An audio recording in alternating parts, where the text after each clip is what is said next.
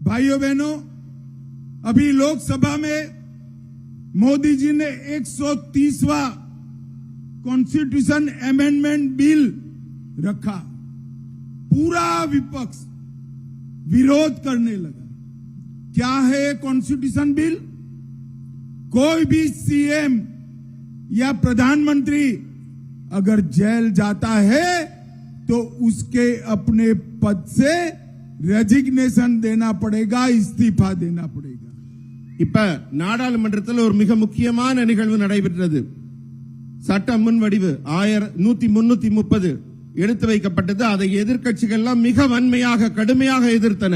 அந்த சட்டம் என்ன சொல்லுது? எந்த சிஎம்ஓ பிஎம்ஓ முதலமைச்சரோ பிரதம மந்திரியோ யாராக இருந்தாலும் அவர்கள் சிறைக்கு செல்ல வேண்டிய நிலை ஏற்பட்டால் அவர்கள் பதவியில் தொடரக்கூடாது. विपक्ष वाले पूछते हैं क्या जरूरत है ये बिल की? मैं आज कहने आया हूं, डीएमके के वरिष्ठ मंत्री के पोनमुडी जी और सेंथिल बालाजी 8 महीने तक जेल में रहे, इस्तीफा नहीं दिया। मुझे बताइए, जेल में रहकर सरकार चला सकते हैं क्या?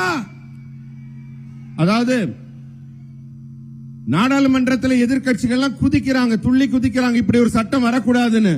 நான் நேரடியாக கேட்கிறேன், தமிழகத்தின் அமைச்சர்களாக இருக்கிற பொன்முடியாக இருக்கட்டும், செந்தில் பாலாஜியாக இருக்கட்டும், ஒருவர் 8 மாதத்துக்கு மேலேயும் இன்னொரு மிக பல மாதங்களும் சிறையில் இருந்திருக்கிறாங்க.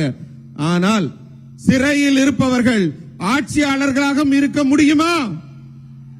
जरा जोर से बोलिए, जेल में रहकर सरकार चलानी चाहिए क्या? ஜெயில இருந்துகிட்டே ஆட்சி நடத்தணுமா?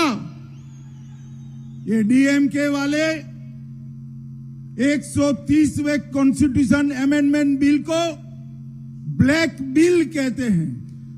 अरे स्टालिन बाबू, ये बिल को ब्लैक बिल कहने का आपको कोई अधिकार नहीं है, क्योंकि आप तो ब्लैक डीड करने वाले मुख्यमंत्री हो, काले काम करने वाले मुख्यमंत्री हो।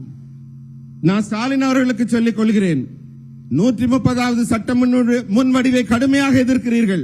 அது எந்த அளவுக்கு சொல்ல போறாருன்னா கருப்பு சட்டம்னு ஸ்டாலின் அவர்கள் சொல்றார். நான் சொல்றேன், ஐயா, கருப்பு சட்டம் சொல்றதுக்கு உங்களுக்கு எந்த அதிகாரமும் இல்லை. ஏன்னா நீங்க இருட்டு நடவடிக்கையில